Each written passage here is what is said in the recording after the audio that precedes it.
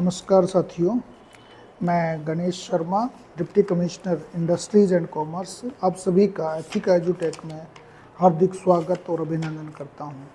साथियों, आज हम बात करने जा रहे हैं विधि की अवधारणा पर।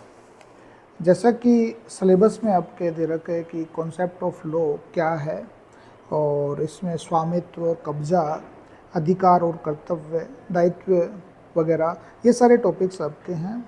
पहले तो सबसे पहले हम लास्ट ईयर के प्रश्नों की बात करें तो लास्ट ईयर के जो प्रश्न यहाँ से बने हैं वो केवल 15 और 50 शब्दों के बने हैं।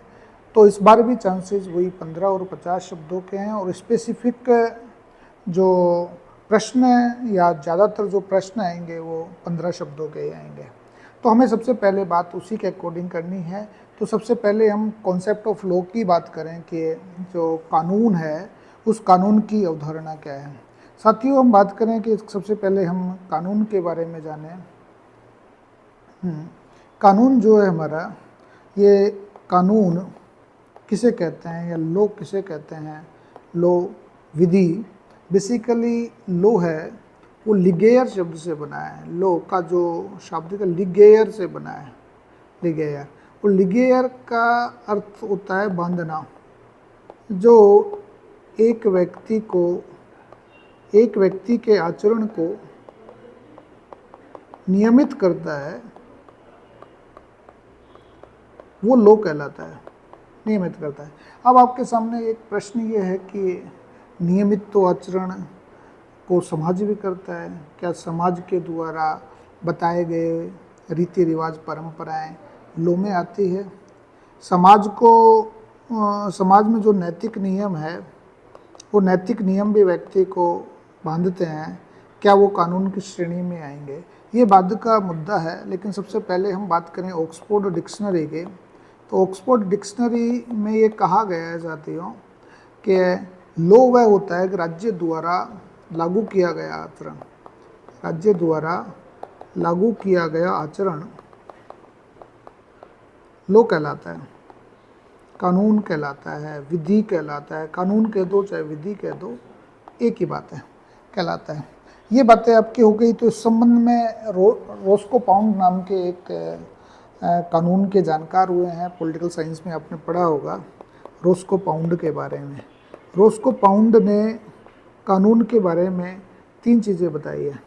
पहली जो बात है हमारे रोस्को पाउंड्स के संबंध में, उन्होंने कहा है कि 3 अर्थ बताए हैं। रोस्को पाउंड ने 3 अर्थ बताए हैं। जो पहला अर्थ जो है हमारा वो वैधानिक अर्थ है, वैधानिक अर्थ है। दूसरा प्राधिकृत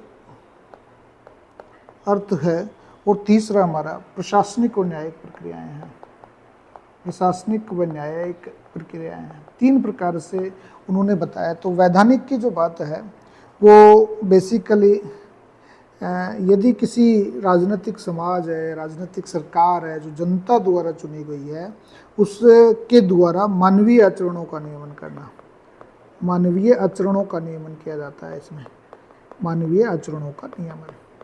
दूसरी हम बात करें इसमें प्राधिकृत में बेसिकली आपके व्यक्ति के नियमित, प्राधिकृत में ऐसे नियम आते हैं जिससे व्यक्ति क्या होता है, नियमित और अनुशासित होता हो। व्यक्ति क्या होता है, नियमित व अनुशासित हो, नियमित व अनुशासित हो, ये आते हैं। और प्रशासनिक और न्यायिक में, प्रशासनिक और न्यायिक प्रक्रियाओं में जो शासन में जो गतिविधियां की जाती है, शासन में जो कानून, नियम, प्रक्रियाएं आदि आते हैं, आदि आते हैं। तो ये बातें हो गई आपकी। अब हम बात करते हैं कि कभी कभार ये होता है कि रोस्को पाउंड ने एक बात और कही है कि विधि और नैतिकता दोनों एक जैसी है। विधि और नैतिकता में अंतर बताया है साथियों, विधि और नैतिकता में। तो सबसे पहले बड़ी बात यह कि विधि और नैतिकता का उन्होंने बताया कि इनके उद्गम स्रोत तो एक ही हैं, लेकिन ये विकास प्रक्रिया में भिन्न भिन्न होते हैं। उद्गम स्रोत के अनुसार कई लोग लॉ में और एथिक्स में को एक ही बता देते हैं। तो लॉ और एथिक्स जो एक ही है तो किस प्रकार की है, तो इन चीज़ों को देखना है। यदि हम इसे एक टेबल के माध्यम से देखें तो सबसे पहले हम नैतिकता की बात करें, दूसरा हम कानून की बात करें, विधि की बात करें, तो दोनों में बेसिक डिफरेंस क्या है इनको जानना है हमें। तो साथियों, सबसे पहले हम नैतिकता की बात करें तो नैतिकता में ऐसा कहा जाता है कि इसका संबंध क्या होता है, मनुष्य की आंतरिक आत्मा से होता है। ये अंतरात्मा से जुड़ा है साथियों, अंतरात्मा से जुड़ा हुआ है इसका। और इसमें जो है ये मनुष्य के बाह्य आचरण को प्रभावित करता है। ये मनुष्य का बाह्य आचरण है, बाह्य आचरण से जुड़ा है ये, कि मतलब ये इंटरनली व्यक्ति को जोड़ता है नैतिकता। और कानून होता है व्यक्ति जो भी बाहरी कार्य करता है उससे जुड़ाव पैदा करता है।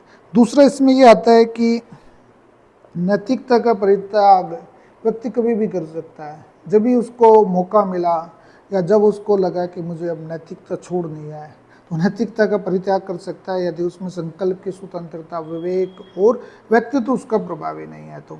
इसलिए कहते हैं कि एथिकल वैल्यूज़ हर किसी में नहीं होती। एथिकल वैल्यूज़ उसमें होती है जिसमें व्यक्तित्व हो, जिसका व्यक्तित्व हो, जिसकी पर्सनैलिटी हो, जिसकी में रैशनैलिटी हो और जिसमें फ्रीडम ऑफ विल हो। तो इसका मतलब ये हुआ कि नैतिकता का परित्याग किया जा सकता है। नैतिकता का परित्याग समय, काल व परिस्थिति के अनुसार किया जा सकता है, परिस्थिति के अनुसार संभव है। ये हो गया। नंबर 2 की हम बात करें इसमें साथियों, कि दूसरा ये कहता है कि इसमें कानून का परित्याग आदमी नहीं कर सकता।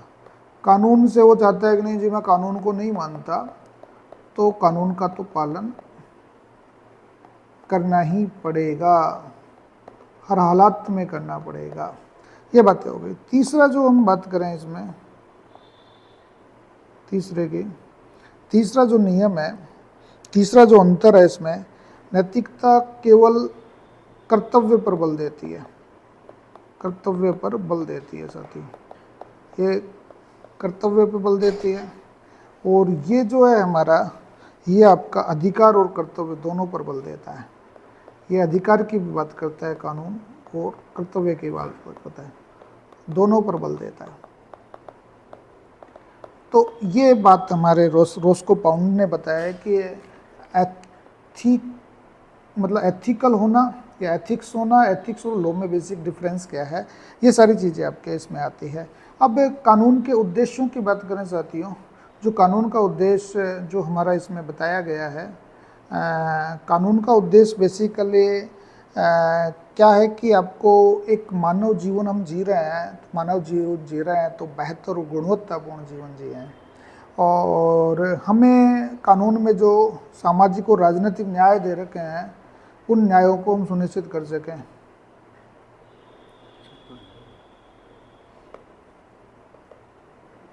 हाइलाइट्स के लिए मैं बात करूंगा कि हाइलाइट्स में जैसे मान लो हम बात करें कि उद्देश्य क्या है, ये बेसिकली कानून का उद्देश्य है। हम बात करें कानून के उद्देश्यों की, उद्देश्यों में ये उद्देश्य हैं बेसिकली। उद्देश्यों में जो पहला उद्देश्य है हमारा वो है आपका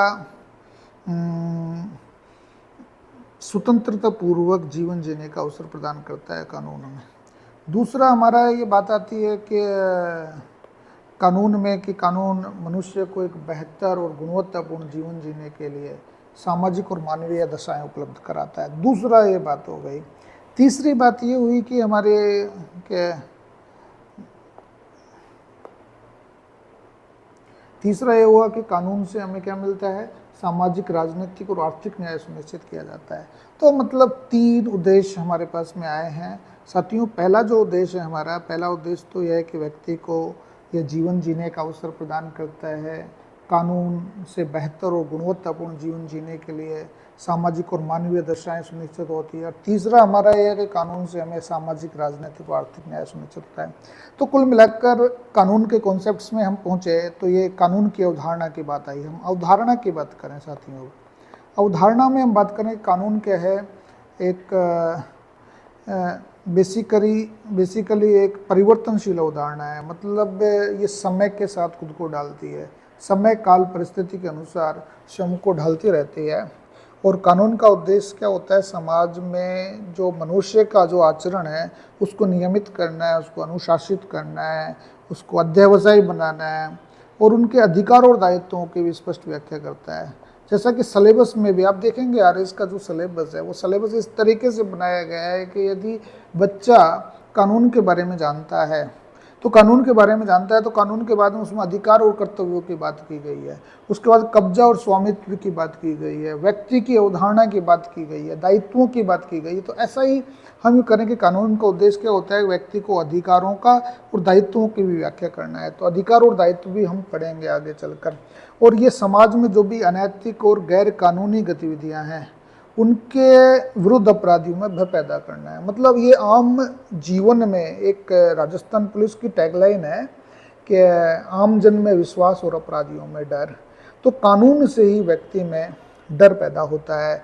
ऐसा कहते हैं कि कानून के हाथ बहुत लंबे होते हैं, तो ये कानून की बात करता है। तो हम सबसे पहले वेलफेयर स्टेट्स में रह रहे हैं और वेलफेयर स्टेट्स में होने के नाते कानून का उद्देश्य क्या है? लोक कल्याण करना होता है। बेसिकली वेलफेयर स्टेट्स में कानून का उद्देश्य लोक कल्याण है, वेलफेयर करना है, लोगों को डराना नहीं है, लोगों को दंडित करना नहीं होता। सीधी सी बात यह है कि दंडित करना नहीं है, पेनलाइज्ड करना नहीं होता साथियों। लोग कहते हैं कि सब कानून का डर है। कानून का डर है, डर इसलिए है कि हम नेक कार्य करें, सही दिशा में कार्य करें। अब जिन लोगों को कानून का डर नहीं है, खौफ नहीं है, तो इसका मतलब हमारे सिस्टम में कानून लचीलापन है, कानून में कहीं न कहीं गड़बड़ है। अंग्रेजों के ज़माने को हम कहते थे पुलिस स्टेट कहा करते थे साथियों, पुलिस स्टेट। लेकिन जब देश आज़ाद हुआ तो हम कल्याणकारी राज्य बन गए, हम वेलफेयर स्टेट बन गए। तो वेलफेयर स्टेट में आपके यहाँ जो पुलिस है, जो लॉ को एनफोर्समेंट कराती है, अधिकांश लोग पुलिस के द्वारा एनफोर्स होते हैं, प्रशासन के द्वारा एनफोर्स होते हैं, संबंधित विभाग के द्वारा एनफोर्स होते हैं। उनका एकमात्र उद्देश्य आपको डराना धमकाना नहीं है। यदि डराना धमकाना होता है या होता है तो पुलिस राज्य में और कल्याणकारी राज्य में अंतर नहीं है। औपनिवेशिक शासन व्यवस्था जो ब्रिटिश राज्य की थी उसमें और इसमें कोई अंतर नहीं है। ये दंडात्मक प्रावधान तो केवल असामाजिक तत्वों को सुधारने के लिए लाए जाते हैं साथियों। ऐसा कहा गया है कि मृत्युदंड की बात है, कैपिटल पनिशमेंट की हम बात करें कि हमारे देश में कैपिटल पनिशमेंट तभी दिया जाता है जब रेयरेस्ट ऑफ रेयर केसेज हो, यानी ऐसा केस जो दुर्लभतम हो, जिसमें संगीन से संगीनतम अपराध छिपा हो, तभी ये चीज़ें दी जाती है। सुप्रीम कोर्ट ने एक गाइडलाइंस दी, यूएनओ में ये बात हुई कि क्यों न मृत्युदंड को समाप्त कर दिया जाए। तो हमने एक ही बात कही कि हम मृत्युदंड की वकालत नहीं करते, हम मृत्युदंड नहीं देते। हम रेयरेस्ट ऑफ रेयर केसेज में ही जब सुधार की सारी संभावनाएं नष्ट हो जाती है तब ही हम दंड देते हैं, और दंड देते हैं तो ये अपवाद जनित व्यवस्थाएं हैं साथियों। तो हमने ये जाना कि कानून जो है हमारा, कानून का अर्थ क्या है, कानून की अवधारणा क्या है, कानून का उद्देश्य क्या है, ये सारी बातों को हमने यहाँ जाना है। तो हम जानना चाहते हैं कि कानून की विशेषताएं क्या है साथियों। सबसे पहले हम बात करें कि कानून की विशेषताओं के संबंध में, तो कानून की विशेषताओं के संबंध में बात करें तो कानून में क्या होती है? बेसिकली कानून में राज्य की शक्ति निहित होती है। राज्य की शक्ति की बात करें, आपने शक्ति, सत्ता और वैधता के बारे में यदि पॉलिटिकल साइंस पढ़ा है तो शक्ति, सत्ता, वैधता आप जानते होंगे कि भाई शक्ति कैसे आती है। राज्य में जो शक्ति आती है वो जनता से आती है साथियों। तो जनता में मतलब जनता चाहती है कि ये कानून राज्य के हित में है, ये कानून हमारे समाज के हित में है, ये कानून लोगों के हित में है। तो हम क्या करेंगे कि व्यक्तियों को कानून का पालन करने के लिए बाध्य करेगी वो चीज़ें। तो कुल मिलाकर व्यक्तियों को कानून का पालन कराना कानून की विशेषता है। दूसरा होता है कानून और न्याय में घनिष्ठ संबंध पाया जाता है। आप कहते हैं कि साहब लॉ एंड जस्टिस में अंतर बताइए कि लॉ तो समाज ने, राज्य ने जनहित में जो उनको अच्छा लगा वो बनाया। अब उसको लॉ को इम्प्लीमेंटेशन कौन कराएगा, लॉ में रीजनिंग कौन पैदा करेगा, ये रीजनिंग पैदा करने का काम जस्टिस करता है, न्याय करता है। इसलिए न्याय प्रशासन का अनिवार्य साधन है लॉ, क्योंकि जो जुडिशरी है वो जुडिशरी स्थापित कानूनों के अंतर्गत ही व्यक्ति को दंडित करती है। आप भविष्योन्मुखी कोई कानून है उनके द्वारा दंडित नहीं किया जाता। ऐसा कानून जो आज हमारे देश में प्रभावी नहीं है, विलोपित हो गया है, निष्प्रभावी हो गया है, तो उसके अंतर्गत कानून का जो प्रशासन है, न्याय का जो प्रशासन है, वो दंडित नहीं करता। अब कानून में क्या पाई जाती है, दृढ़ता और एक रूपता पाई जाती है। तो यह बिना किसी भेदभाव के सबके प्रति एक समान रूप से लागू होता है। कानून में निष्पक्षता पाई जाती है, क्योंकि न्यायाधीश स्वेच्छा से किसी के पक्ष में निर्णय नहीं दे सकते, वे निर्णय देने के लिए कानून के अनुसार ही बाध्य होते हैं। कानून में फॉर्मेलिटीज़ पाई जाती है, आपको निर्धारित चीज़ों की फॉर्मेलिटीज़ करनी होती है। तो सबसे पहले हम इसमें बात करें साथियों कि हम बात करते हैं कि कानून जो है, कानून की विशेषताओं में हम बात करें, कानून के गुणों की बात करें हम, तो गुणों की बात करें तो हम सबसे पहले हमने 4 चीज़ें देखी। एक तो इसमें कानून में यूनिफॉर्मिटी पाई जाती है, एक रूपता पाई जाती है और निश्चितता पाई जाती है, मतलब सर्टेनिटी पाई जाती है। दूसरा हमने ये जाना कि कानून में निष्पक्ष न्याय होता है, मतलब किसी व्यक्ति विशेष के पक्ष में न्याय नहीं दिया जाता, एक निष्पक्ष न्याय की अवधारणा पाई जाती है।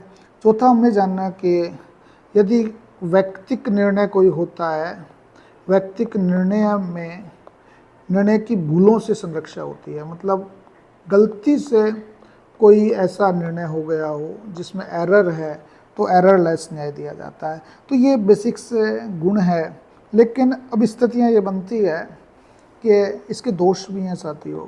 कानून के दोष है कि सबसे बड़ा दोष तो ये है कि इसमें औपचारिकताएं बहुत ज़्यादा पाई जाती है, फॉर्मेलिटीज़ बहुत ज़्यादा पाई जाती है। यदि कोई कानून के पचड़े में पड़ गया तो व्यक्ति को इतने प्रोसीजर्स से गुजरना होता है। मैं भी एक केस में सरकारी कामकाज में रहते हुए हम कई प्रकार के केसेज को फॉलो करते हैं।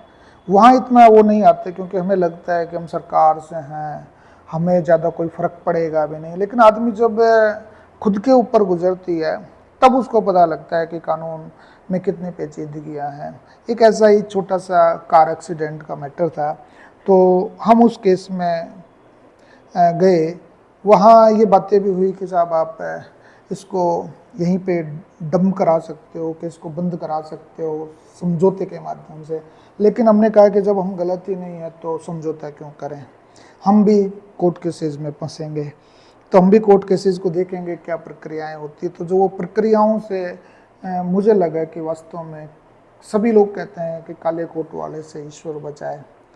तो ऐसी चीज़ें ये होती है कि यदि ऐसी औपचारिकता, जब मेरा जैसा व्यक्ति ऐसी बातें कर रहा है तो एक आम आदमी के साथ क्या होता होगा। तो इन चीज़ों को देखते हैं। और इसमें रूढ़िवादिता पाई जाती है, कंजर्वेटिज्म पाया जाता है। आज भी हम जब लॉ एडमिनिस्ट्रेशन में जाते हैं तो पुरानी बातें हैं, वही फारसी बातें हैं, वही उर्दू की बातें, अरबी की बातें, वही ब्रिटिश औपनिवेशिक मानसिकता हमें परेशान करती है। ये चीज़ें हमें नहीं होनी चाहिए। तीसरी बात है कि जटिलता होती है, इसमें जटिलता, कॉम्प्लेक्सिटी तो इतनी ज़बरदस्त होती है, हमें एडवोकेसी की ज़रूरत ही पड़ती है। और बिना एडवोकेट के आप कामकाज नहीं करा सकते। अनम्यता ये होती है कि न्यायपालिका की हम अवमानना नहीं कर रहे, लेकिन स्थितियाँ यह है कि कठोरता इतनी ज़्यादा है, अनम्यता इतनी ज़्यादा है कि लचीलापन ये लाना ही नहीं चाहते। अब उनकी भी मजबूरियाँ होती है, न्यायपालिका की स्वतंत्रता का मैटर है, तो हम ऐसे मामलों में ज़्यादा उलझते नहीं हैं। तो हमें ये बात करना चाहिए कि बेसिकली जो कानून होता है वो कानून क्या होता है, किस प्रकार के होते हैं। तो हम बात करते हैं कानून के स्रोतों के साथियों। कानून के स्रोत हमने यहाँ बता रखा है। कानून के स्रोत विधायिका होती है, सामाजिक प्रथा और परंपराएं होते हैं, धार्मिक संगठन होते हैं, पूर्व निर्णय प्रीसीडिंग डिसीजंस होते हैं आपके, ये सारे कानून के स्रोत माने जाते हैं। अब कानून के स्रोतों की बात करें तो हम यहाँ एक बनाते हैं, कानून के स्रोत पे हम चर्चा करते हैं के स्रोत की बात करें साथियों, कानून के स्रोत में हम दो प्रकार के स्रोत लेंगे। पहला स्रोत तो है औपचारिक स्रोत। दो प्रकार के स्रोत होते हैं। औपचारिक स्रोत होता है जिसको फॉर्मल सोर्सेज कहते हैं, दूसरा तात्विक स्रोत होता है। तात्विक स्रोत को हम कहते हैं एलिमेंटल सोर्सेज होता है। औपचारिक स्रोत क्या होते हैं? जिनसे कानून अपनी शक्ति या वैधता प्राप्त करता है। औपचारिकता का मतलब क्या हुआ? ऐसे कानून जिससे अपनी शक्ति और वैधता, लोकतांत्रिक व्यवस्था में देखें, अपनी शक्ति या वैधता प्राप्त होता है, वैधता प्राप्त करता है, ये औपचारिक स्रोत है।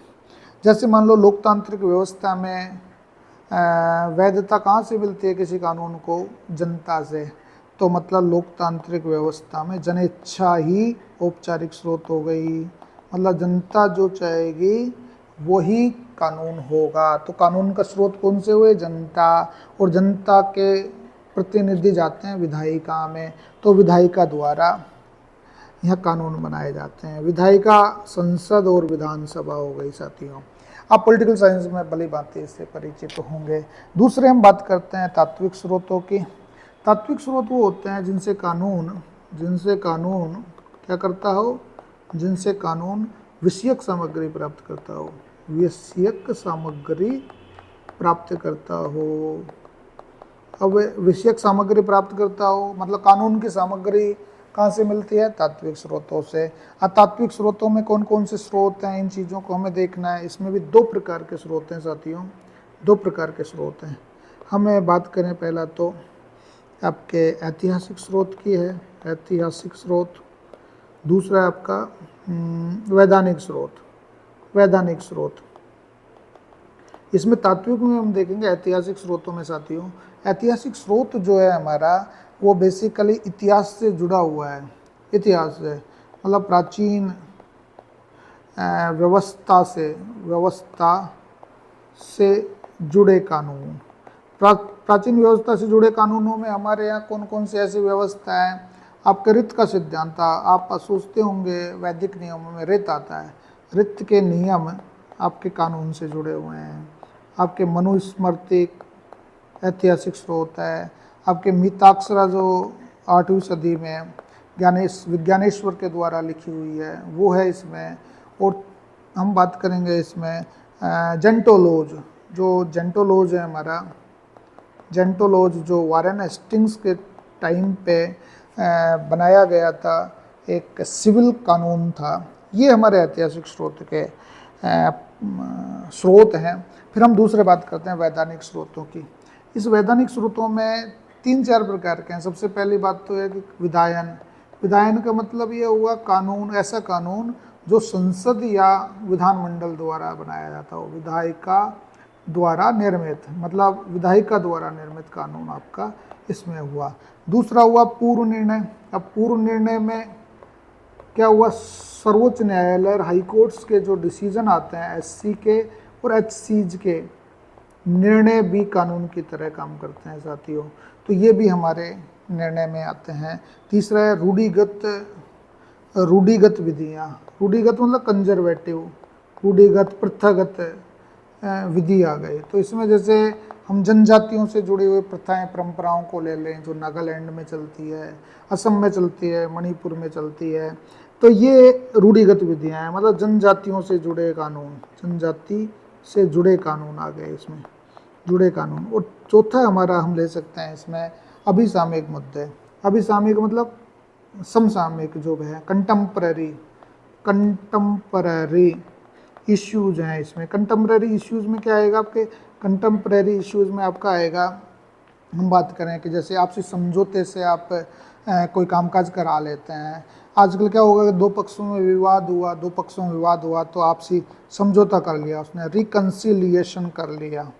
रिकन्सिलिएशन से भी विवादों का निपटारा किया जा सकता है। बहुत अच्छी व्यवस्था है आज की तारीख में ये। इसको बोलते हैं अल्टरनेटिव डिस्प्यूट रिड्रेसल, जो काफ़ी प्रभावी रह रही है। दूसरा, आप रिकन्सिलेशन से नहीं होता है तो तीसरा पक्ष आपने ले लिया, आर्बिट्रेशन से मामला सुलझा लिया आपने, दोनों से समझौते से सुलझा लिया। तीसरा हम बात करें कि आजकल लोक अदालतों में भी जाकर निर्णय सुलझा लिए जाते हैं। तो ये सारे के सारे आपके क्या है, बेसिकली ये कानून है, और इन कानूनों के माध्यम से, कानून के स्रोतों के माध्यम से हम कामकाज कर रहे थे। अब हम बात करें इनसे कि आपको कैसे काम करना है। विधि का स्वरूप की बात करें हम, विधि के स्वरूप क्या है साथियों।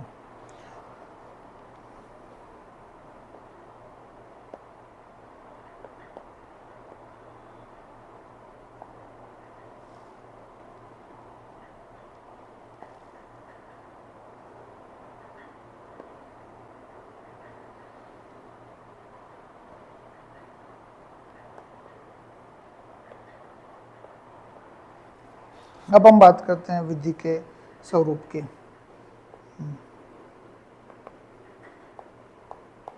विधि का स्वरूप।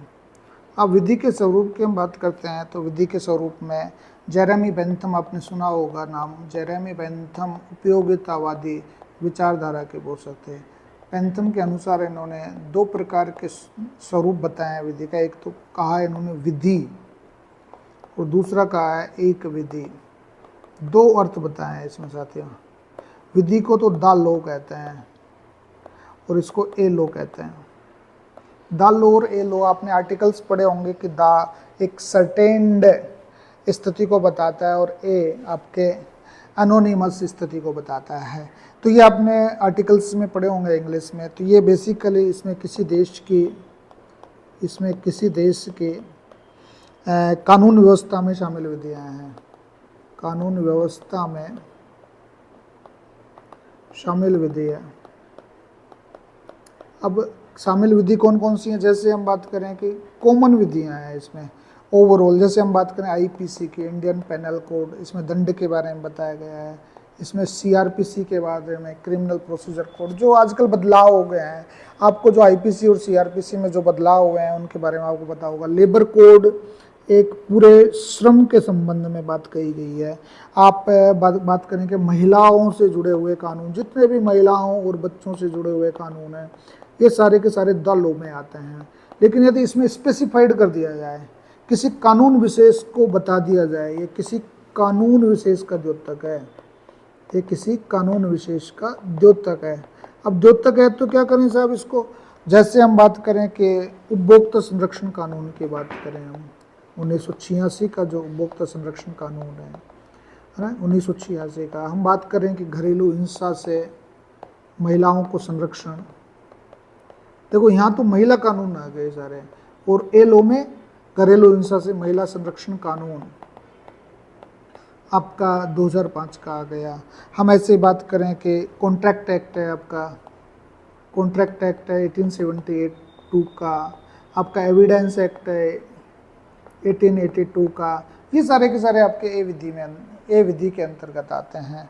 तो इन चीज़ों को हमें जानना है। जेरेमी बेंथम ने ये बात कही है कि आपको किस प्रकार की बात है। अभी कानून के स्रोत की बात होगी। हमने अभी आपको पढ़ाया कि कानून की अवधारणा क्या है और कानून की अवधारणा के अंतर्गत हम किस प्रकार से कामकाज करते हैं। तो ऐसे ही हम बात करेंगे आपको कि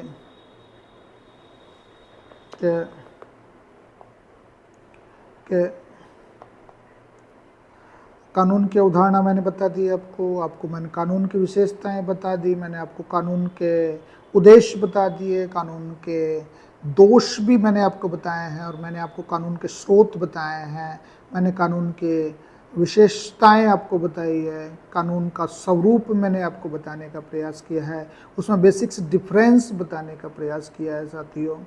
अब हम बात करते हैं इसमें सब चीज़ों को जानने के बाद में बेसिकली दो प्रकार के न्याय प्रशासन में दो प्रकार के कानून उपयोग में लिए जाते हैं। दो प्रकार के न्याय प्रशासन की हम बात करें, जुडिशरी एडमिनिस्ट्रेशन की बात करें, तो जुडिशरी एडमिनिस्ट्रेशन में दो प्रकार के कानून काम में लिए जाते हैं। पहला तो है आपका कौन सा, सिविल लॉज, जिसको दीवानी कानून कहते हैं हम, दीवानी कानून। दूसरा है आपका क्रिमिनल लॉज, जिसको हम कहते हैं आपराधिक कानून, आपराधिक कानून, है ना।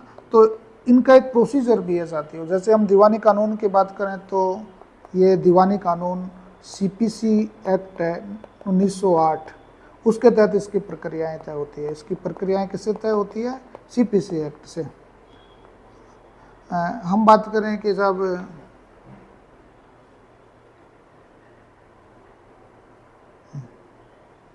हम बात करें कि सीपीसी एक्ट हो गया। आपराधिक कानून किससे होते हैं? आपराधिक कानून की जो प्रक्रियाएं हैं सीआरपीसी एक्ट नहीं है, सीआरपीसी है ये। सीआरपीसी 1973 जो पहले 1860 हुआ करते थे, उससे इसकी प्रक्रियाएं तय होती है। मतलब ये प्रक्रियाएं बताता है। दूसरा हम बात करें इसमें कि इसकी कार्रवाई का उद्भव कैसे होता है। इसका उद्भव, ये तो प्रक्रियाओं की बात आ गई है, उद्भव की बात आ गई कि जो दीवानी जो कानून होते हैं उनका उद्भव किसी कानूनी अधिकार का उल्लंघन करने पर होता है। कानूनी अधिकार का उल्लंघन करने पर होता है। उल्लंघन करने पर, उल्लंघन करने पर। और इसका उद्भव कैसे होगा? इसका उद्भव होगा कानून द्वारा प्रतिबंधित कार्य करने पर। कानून में कोई प्रतिबंधित कार्य दे रखा है, कानून में प्रतिबंधित कार्य अपराधी द्वारा करने पर, सॉरी,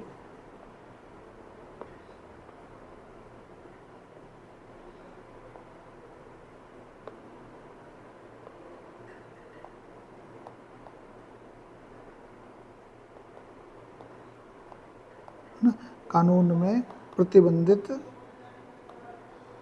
कार्य करने पर अपराधी को दंड देने हेतु, अपराधियों को दंडित करने हेतु होता है, दंडित करने हेतु होता है। ये आपको बैठ गया होगा समझ में। अब हम बात करें कि सब तीसरा हम बात करें इसका कि इसका उद्देश्य क्या है। इसका उद्देश्य क्या है? सिविल लॉज का। सिविल लॉज में कौन सा आ गया? भूमि से जुड़े हुए कानून, चेक बाउंसिंग के कानून, बैंकिंग नियम, सारे के सारे। तो ये अधिकारों को लागू कराना है। यदि किसी व्यक्ति का कोई अधिकार प्रभावित हो रहा है तो अधिकारों को लागू कराना इसका उद्देश्य है साथियों। दूसरा है इसमें, इसका उद्देश्य क्या है? इसका उद्देश्य है अपराधी को दंडित करना। इसका उद्देश्य है अपराधी को दंडित करना है इसका। तीसरा हम बात करें, चौथा हम इसके अंतर की बात करें तो चौथा अंतर यह है कि इसमें वादी कौन होता है इसमें साथियों? वादी होता है जो दावा करता है। वादी कौन होता है? जो दावा करता है। हमारे संविधान में दावा नागरिक भी कर सकता है, हमारे संविधान में दावा राज्य भी कर सकता है, दोनों दावा कर सकते हैं। जो दावा करेगा उसको वादी बोलेंगे, प्लेंटिफ बोलेंगे।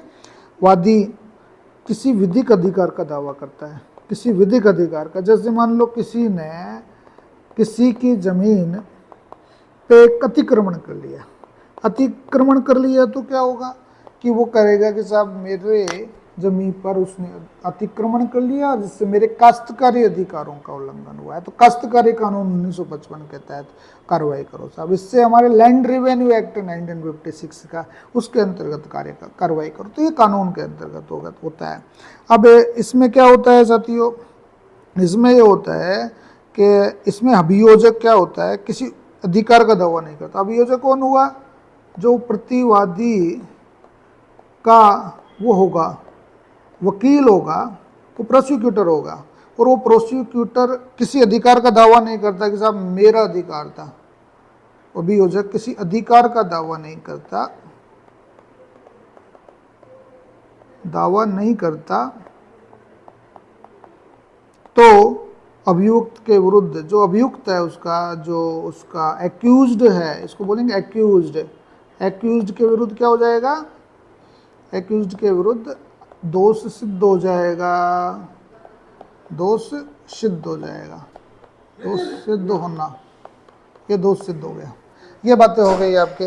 अब हम बात करें कि क्या स्थितियाँ बनती है साहब। इसमें देखिए, ये मैं इसलिए आपको करा रहा हूँ सिविल लॉज के बारे में क्योंकि आगे ओनरशिप आएगा, आगे कब्जा आएगा, आगे आपकी लाइबिलिटीज आएंगी, आपके पर्सन्स आएंगे, आपके वाद आएंगे। उन वादों को बताना मेरा अधिकार बनता है। अब हम पाँचवें नंबर पे बात करें, इसमें वादी को प्रतिवादी द्वारा क्षतिपूर्ति दी जाती है। इसमें वादी को प्रतिवादी द्वारा, प्रतिवादी को बोलते हैं साथियों रेस्पोंडेंट। ये रेस्पोंडेंट कोई व्यक्ति हो सकता है, इसमें रेस्पोंडेंट कोई सरकार हो सकती है, वादी को प्रतिवादी द्वारा क्षतिपूर्ति देना। जो कंपनसेशन होता है वो कौन देता है? प्रतिवादी देता है, दिया जाता है। समझ गए साथियों? आप ये समझ गए होंगे आप अच्छे तरीके से। इसमें हम बात करें कि यहाँ दो सिद्धि होने पर सजा एवं जुर्माना दोनों दिए जा सकते हैं। जुर्माना दोनों दिए जा सकते हैं। तो मेरे हिसाब से आपको ये बात अच्छी तरीके से समझ में आ गई होगी कि न्याय प्रशासन क्या है। ये सारी चीज़ें बताने का मेरा केवल और केवल उद्देश्य ये था कि आप लोग इनके बारे में जानें, समझें और कानून की बेसिक समझ आपको हो, तो आप बहुत अच्छा काम करेंगे। हम कानून के प्रकारों की बात करें साथियों कि कानून के प्रकार कौन कौन से हैं, तो सबसे पहले हम बात करते हैं नेचुरल लॉ की, कि ये नेचुरल लॉ है साथियों हमारा, वो नेचुरल किस प्रकार से कामकाज करता है, उन चीज़ों को हमें देखने की ज़रूरत है। सबसे पहले हम बात करें साथियों नेचुरल लॉ की। बेसिकली नेचुरल लॉ क्या होता है? नैतिक रूप से उचित अनुचित में भेद करता है और व्यक्ति को उचित कार्य करने के लिए मार्गदर्शन करता है। ये क्या करता है? आपका व्यक्ति को उचित रूप से कार्य करने के लिए प्रेरित करता है, मार्गदर्शन करता है। यह व्यक्ति के मानवाधिकारों से जुड़ा है, उसे जन्म से प्रकृति प्रदत्त होने के कारण इसे प्राकृतिक न्याय कहते हैं। बेसिकली प्राकृतिक न्याय क्या है? प्राकृतिक न्याय आपका नेचुरल जस्टिस है, प्राकृतिक कानून है। और प्राकृतिक न्याय क्या होता है? प्रकृति से जुड़ा हुआ है। प्रकृति से क्या जुड़ा हुआ है? हम स्वतंत्र रूप से पैदा हुए हैं, तो स्वतंत्र रूप से पैदा हुए हैं तो हमारे पास में फ्रीडम ऑफ राइट्स होना चाहिए। आप किसी भी कार्यालय में जा रहे हैं और कार्यालय में आपने आवेदन किया है और आवेदन करने के बाद में आपका बिना किसी कारण बताए आपका रिजेक्शन कर दिया जाता है, आपको सुनवाई का अवसर दिए बिना रिजेक्शन कर दिया जाता है, तो ये राइट टू हियरिंग है और ये भी आपका प्रकृति से जुड़ा हुआ मैटर है। इसलिए आपको ये कानून ऐसा होना चाहिए जो आपको प्रकृति से मिले। बेसिकली नेचुरल लॉ में क्या होता है? ये एथिकल लॉ है, देखा जाए तो इसमें एथिक्स छिपी हुई है, एथिक्स में आप सब लोग जानते हैं कि एथिक्स उचित अनुचित, शुभ अशुभ, पाप पुण्य, उचित अनुचित, इनमें भेद करता है। और भेद करने के आधार क्यों करता है? क्योंकि हम मनुष्य हैं और मनुष्य होने के नाते हम विवेक रखते हैं, मनुष्य होने के नाते हमारी पर्सनैलिटी है और मनुष्य होने के नाते हमें फ्रीडम ऑफ विल है, स्वतंत्रता है। और स्वतंत्रता है तो मनुष्य का सबसे बड़ा व्यक्तित्व विकास में स्वतंत्रता बहुत बड़ा रोल करती है, इसलिए ये नेचुरल लॉ है। दूसरे हम बात करते हैं संवैधानिक कानून के साथियों। जो ये संवैधानिक कानून है ना, ये संवैधानिक कानून किसी राज्य द्वारा दिया जाता है। जैसे एक नियमावली होती है, कोड होता है कानून का, बहुत सारी बातें उसमें लिखी हुई होती है जो सरकार के सभी अंगों के बारे में, दायित्वों के बारे में बताता है, कर्तव्यों के बारे में बताता है, शक्तियों के बारे में बताता है, नागरिकों के अधिकारों और कर्तव्यों की बात करता है, वो संवैधानिक कानून होता है। जैसे हमारा भारतीय संविधान हो गया, भारतीय संविधान से जुड़े हुए जो भी कोई कानून होंगे वो संवैधानिक कानून कहलाएंगे। हम तीसरी बात करते हैं प्रशासनिक कानून के, एडमिनिस्ट्रेटिव लॉ। ये एडमिनिस्ट्रेटिव लॉ क्या है? कि प्रशासन को सुचारू रूप से नियमित और नियंत्रित करने के लिए होता है, प्रशासनिक कानून होता है। प्रशासनिक कानून में हम देखें कि साहब ये नागरिकों के सुचारू रूप से संचालित करने के लिए प्रशासकों में एक आदर्श आचार संहिता की बात की गई है, एक आचरण संहिता की बात की गई है, उसके अनुसार वो कामकाज करते हैं। चौथा है हमारा दीवानी कानून, सिविल लॉज। हम बात ही कर रहे थे कि समाज में जो आचार विचार, रहन सहन आदि को सुव्यवस्थित बनाए रखने के लिए बनाया गया कानून का दीवानी कानून है। जैसे हम बात करें तो हमारे पास में ये बनता है CPC एक्ट 1908 के तहत कार्रवाई होगी और कार्रवाई में हमारे पास में काश्तकारी कानून सिविल लॉ है, काश्तकारी कानून सिविल लॉ है, भू राजस्व कानून सिविल लॉ है, GST सिविल लॉ है ना। ये सारी बातें हो गई। आपराधिक कानून में क्या होगा? जिसके समाज में कानून वह व्यवस्था बनाई जा सके और अनैतिक कार्यों पर रोक लगाए, जैसे कि फौजदारी कानून, जैसे IPC, CRPC, ये आपके आपराधिक कानून हो गए। तो इस तरीके से आपके कानून बनते हैं। छठा कानून है जो सेना के द्वारा संचालित हो, सैन्य कानून कहलाता है। जैसे मार्शल लॉ सैन्य क्षेत्र में लागू होता है, सैन्य कानून। जैसे अपस्पा है हमारा, AFSPA, armed forces special protection act 1958 का, इसको भी आप सैन्य कानून मान सकते हैं।